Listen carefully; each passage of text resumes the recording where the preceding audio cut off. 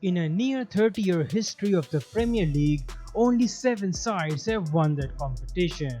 6 of those 7 sides play European football on the regular, and roughly 3 of them compete for the Premier League title year in year out. The 7th side, however, is an anomaly. Not only does this side not compete for major honours, they don't actually play in the Premier League itself and haven't done so since 2012, and actually found themselves playing in the League One, the third tier of English football, in 2017. The side in question here is Blackburn Rovers, who won the Premier League title in 1995.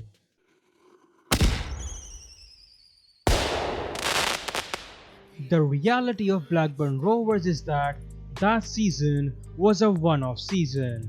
They had Alan Shearer leading the line and had Kenny Dalglish as their manager, and their owner Jack Walker was pumping in a lot of money to see his club succeed, and they did. They won the Premier League title.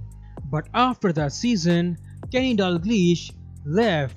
Alan Shearer joined his boyhood club, Newcastle United, and their owner Jack Walker did not have the crazy riches like that of Manchester City owners. In fact, Blackburn Rovers were actually relegated by the year 1999, but they did bounce straight right back up. The club in fact after that established themselves as a solid mid-table club and even won the League Cup in 2002. But in 2008, Mark Hughes left and joined Manchester City. These days, Mark Hughes leaving your club isn't really considered a bad thing. He has really done a terrible job at his past few outings. But back then, he was really highly coveted. Blackburn replaced Hughes with Paul Ince, and he was a massive letdown. By December, the club was fighting relegation and Ince was let go. In came Sam Allardyce, and as usual, Blackburn Rovers survived. The following season, they returned to being a mid-table club, but then came the move that ruined Blackburn Rovers.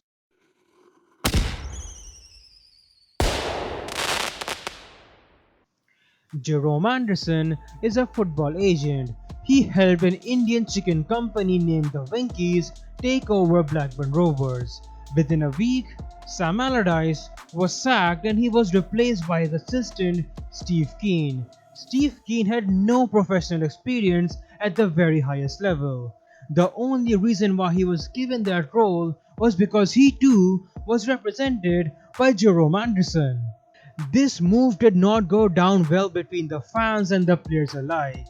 Blackburn's captain at the time, Ryan Nelson, stated that he was shocked by the decision as Sam Allardyce had done a really great job.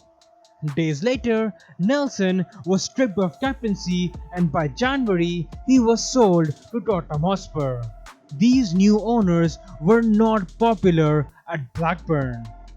None of the decisions that these guys was making was working. So in order to win over the fans, they started putting out some outlandish statements like that they are interested in signing David Beckham and Ronaldinho.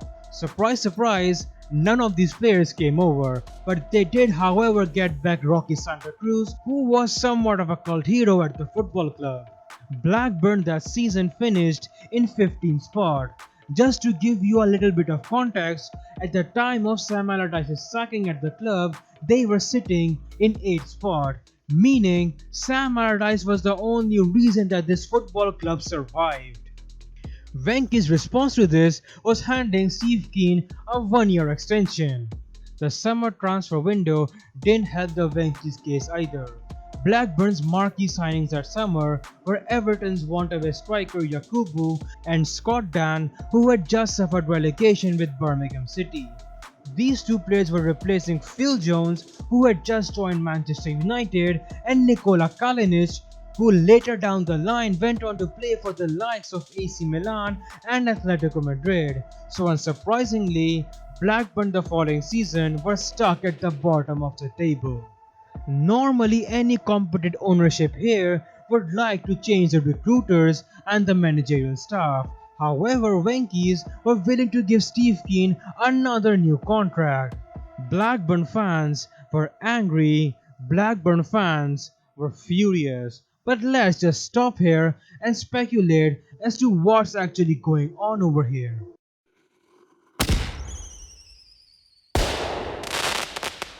Venky's estimated net worth is $1.5 billion. On paper, a lot of money. They believed that they were rich. They thought that they could make a difference in football. But the reality is that the wealth of some owners in the Premier League is at a whole different level. On top of that, they only bought Blackburn because one of the owners was a football fan. It was like a bucket list thing for them. I'll tell you exactly how I know that. Blackburn appointed Shebi Singh as their board member. Shebi Singh was a Malaysian footballer who was a pundit on a channel that broadcast football in India. These guys had no idea what they were doing. They were just delusional when they stated that Blackburn could be playing Champions League football. The reality was, these guys just weren't well equipped to deal with the likes of City, United, Arsenal, Spurs, Chelsea and Liverpool, and when they realized that, they lost interest in the football club. Blackburn as a business was no longer a priority for them. The year after they bought Blackburn, they invested $130 million in a Swiss pharma. What this company was doing was just expanding their reach over in Europe. The investment from Blackburn was pulled as soon as it was put in. This could be seen from the fact that they kept Steve Kean at the helm for so long. It wasn't because of their loyalty to that guy, it was because that Blackburn just couldn't afford to let him go. In 2012, Venky's forced out Blackburn's club captain Christoph Samba to leave the club and then froze out Michel Salgado just because they did not want to trigger an extension in his deal.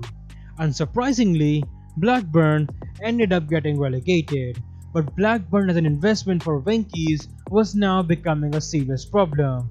This football club was no longer self-sufficient because the Premier League money was now gone. So these owners tried once again. They signed Jordan Rhodes, they signed Nuno Gomez, they signed Leon Best, and they signed Danny Murphy and Dixon Etuhu. But they still kept a hold of Steve Kean, and this man nearly got them relegated from the Championship to League One. But this time around the relegation was avoided because Venky's finally forced Steve Kean to resign in mid-October. After failing to gain promotion to the Premier League on their first go, Venky's have now fully given up on Blackburn. They no longer put their money in to that football club. They only sign players from what is left over, meaning most of their major players have now left. So in 2017, with the club filled with washed up championship players and some of their youth prospects, another relegation followed and Blackburn found themselves in League One. Now Blackburn are back in the championship. They're stuck in the mid-table and that's the best that they can hope for right now. So yeah, this was my video on how Blackburn Rovers went from being Premier League champions to a solid mid-table club to a club that is now just lost in the championship. Like if you enjoyed, subscribe, have a good day and I will see you soon.